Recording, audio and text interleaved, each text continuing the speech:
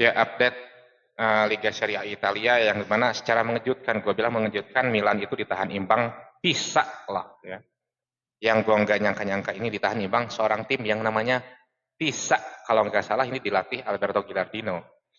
Jadi bahkan sempat tertinggal terlebih dahulu, sempat unggul di menit ke-7, menyamakan kedudukan dan berbalik unggul bisa, tetapi untungnya disamakan dengan gol keren buat gue sih dari Atekame ya. Ya, ini sih kalau gue bilang ini ada kesan meremehkan tadinya. Pisa itu klub yang kalau waktu pertandingan kemarin itu berada di rank 17 loh. Di rank 17 dan Milan sempat tertinggal terlebih dahulu, tetapi akhirnya harus menyamakan kedudukan oleh gol yang di injury time, umpan dari Mudryk ke Atekame yang back anyar dari Borussia Dortmund. Iya, cukup menyedihkan sih sebetulnya. Ya bagaimana lu nggak bisa memanfaatkan peluang dari tim sekelas Pisa sehingga dan pada saat lu nanti jadwalnya itu bakal padat banget dengan tim-tim besar lainnya di Serie A dan termasuk di dalamnya adalah Derby della Madonnina. Makanya dari awal gue udah bilang bahwa ya gue tuh nggak expect dalam permainan Milan di musim ini gitu. Ya oke, ngebut dari awal, ngebut, atau satu kepleset, ngebut lagi.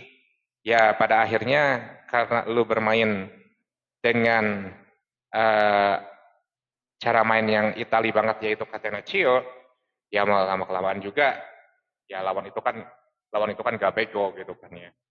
Pada cepat atau lambat ya Milan ini bakal tergantung pada performance pemainnya, bukan cuma dari taktiknya. Dan nggak bisa lu terus-menerus ngandelin dari seorang Modric gitu ya, yang udah masuki kepala 4 dan malah jadi tulang punggung utama di lini tengah. Oke, Jadon Jasari masih berada di ruang apa? Di ruang terapinya dan kehadiran dari Pulisic dan juga Rabiot itu kelihatan banget pengaruhnya ke Milan. Ya, gue sih nggak habis pikirnya ini bisa-bisanya lu tertinggal dari tim yang 17 ya, dan lu sempat harusnya itu lu udah berapa gol yang lu bisa raih dari pertandingan kemarin kayak gitu. Dan kalau misalkan dari Como aja, gue tuh nggak kaget. Ini dari Pisa yang sorry itu memang ada beberapa pemain yang gue kenal juga, gue tahu juga gitu, yang apakah nggak asing di telinga kita sebagai penikmat sepak bola. Tetapi dengan keadaan sekarang, lu bermain di kandang pula, harus menunggu sampai injury time buat lu nyamain kedudukan. Menjadikan buat gue sih sebetulnya. Ya, kita tunggu aja bagaimana Allegri itu memang meramu formasi atau pemain-pemain yang udah ada saat ini. Dan kita masih menunggu bagaimana Jasari itu bisa tampil kembali di Milan. Dan bagaimana Rabiot dan juga Pulisic yang itu udah apa ya, udah kartu asnya Milan banget lah mereka berdua itu bisa bermain lagi dalam waktu dekat kayak gitu. Dan persaingan untungnya ini ya, untungnya Inter kalah melawan Napoli. Jadi Napoli yang ke rank 1. Ya it's okay gitu ya, Napoli yang rank 1. Jadi Inter juga sebenarnya masih dalam transisi di pelatihan Christian Chipu. Tapi di Christian Chipu itu gue bilang masih masih relatif lebih mudah.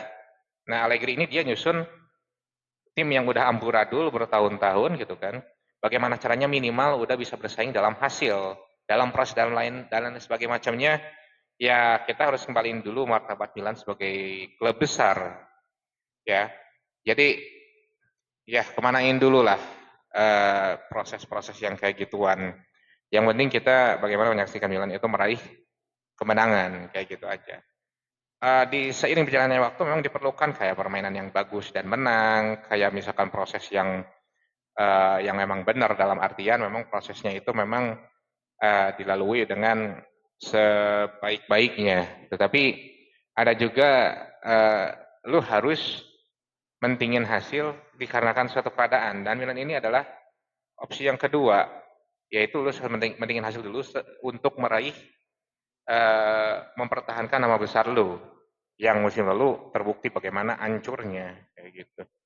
Dan yang pasti gue sering jadi sorotan ini adalah Jimenez yang masih belum cetak gol di Serie A. Gue udah khawatir, udah gue bahas dalam beberapa video sebelumnya bahwa ini Jimenez ini keadaannya mengkhawatirkan. Gue bilang dia punya skill, oke, nggak hanya menunggu di depan gawang sebagai finisher, tetapi dia performa dia itu, hmm, ya kalau dibilang gak meyakinkan sih kurang meyakinkan.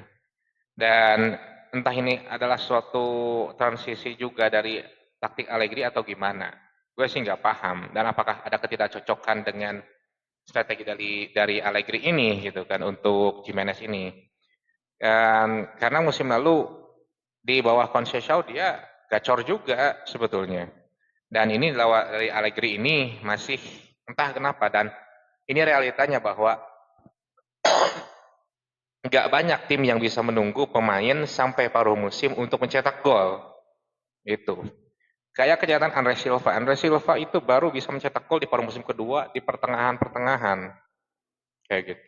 Dan pada musim berikutnya, ya dijual. Ya itulah resiko lo harus bermain dengan ekspektasi tinggi. Tapi gue pun sebagai mantan pemain, gue pun ngerti bagaimana atmosfer di kandang, bagaimana misalkan lu menghadapi sebuah tekanan yang gak mudah, ya pada akhirnya lu harus terpaku dengan suatu keadaan yang mungkin bisa menimpa lu kapan aja.